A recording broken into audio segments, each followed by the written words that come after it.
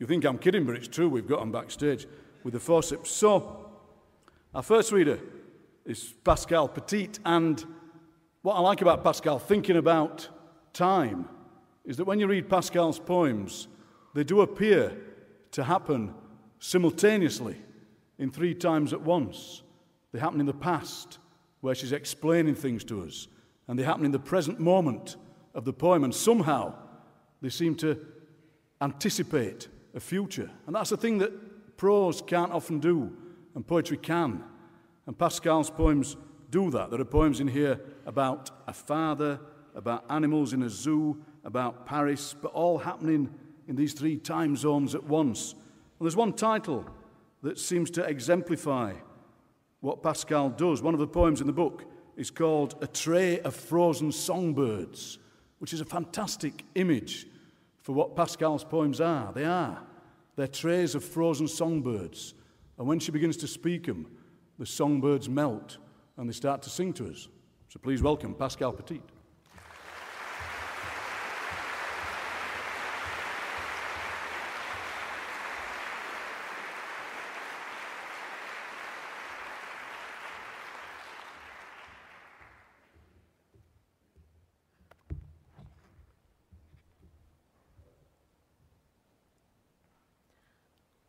Portrait of my father as a bird fancier. The man with an aviary, the one sparrows follow as he shuffles along, helping him with caresses of their wings. The one a nightingale serenades just because he's in pain. That's the father I choose, not the man who thrusts red-hot prongs in their eyes so their songs will carry for miles. He is not the kind to tie their wings, no. My father's nightingale will pine for him when he dies. My papa with a warbler on each shoulder and a linnet on his head. The loner even crows chatter to. He does not cut the nerves of their tongues so they will sing sweeter. When my father's bullfinch has a bad dream, only his voice can calm it. The hoopoe warms itself on his stove. It leaps in the air when he wakes and rubs its breast against his face. It can tell what mood he's in at a glance and will raise its crest in alarm if Papa struggles for breath. My father's chaffinch can bring him all the bird song from the wood. He does not glue its eyelids shut so it will sing night and day. He does not make canaries trill so loud that the tiny branches of their lungs burst. I am sure of this, though I am just an ounce in the fist of his hand.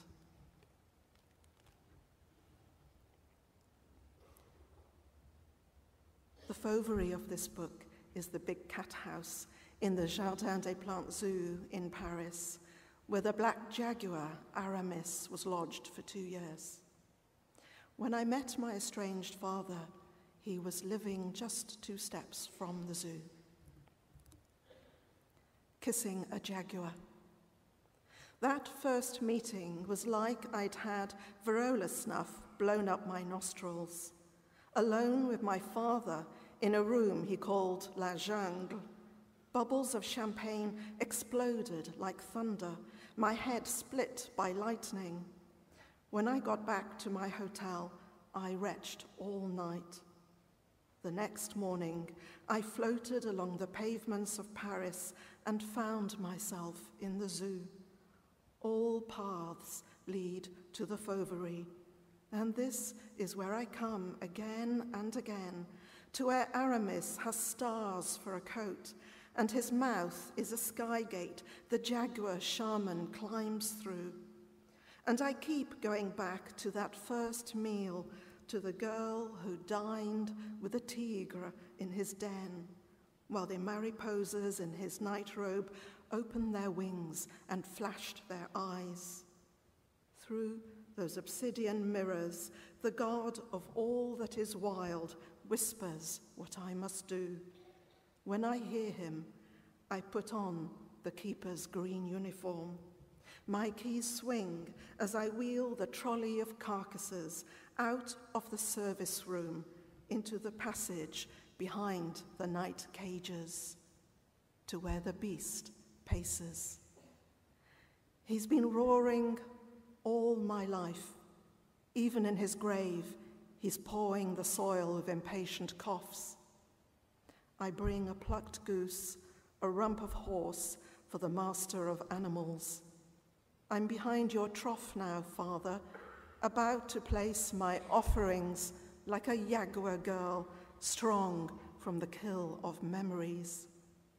But first, let me pout my lips through the mesh, my palm spine whiskers brushing yours as I plant a kiss on each cheek.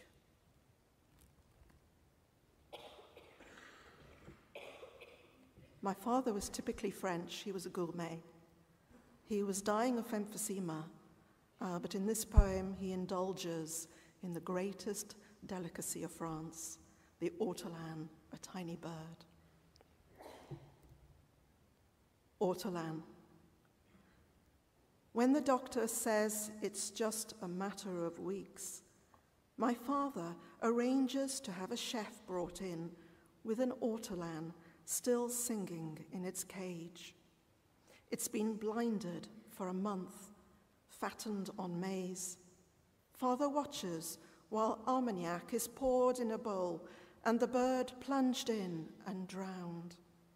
He thinks that death will be like this, a singing in the dark, then the pop of a few last bubbles while the olive gold feathers of his body are plucked, his feet snapped off. 8 minutes he waits while the bunting roasts, then it's rushed sizzling to his lips, a white napkin draped over his head to envelope him in vapors, the whole singer in his mouth, every hot note. The crispy fat melts, the bones are crunchy as hazelnuts. When the bitter organs burst on his tongue in a bouquet of ambrosia, he can taste his entire life. Heather from the Kabylie Mountains, Marseille's salt air, lavender from Provence. He's flying through high clouds to his nesting ground. 5 years he's been confined to this small room, grown thinner despite the oxygen-rich tubes, his lungs burning around the mute songbird of his heart.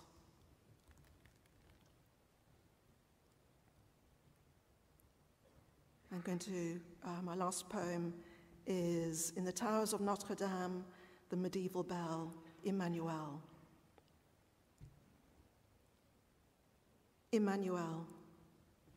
In the last days, after all he said and didn't say, his iron tongue resting in the open bell of his mouth, the belfry of his face asleep, I climbed the spiral steps of the tower, up the steep steps of the bell cage, to the bourdon, the great bumblebee, Emmanuel.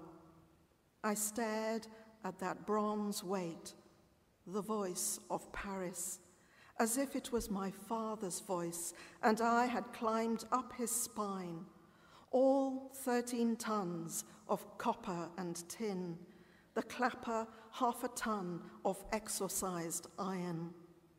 I washed the outside with holy oil for the sick, the inside with chrism.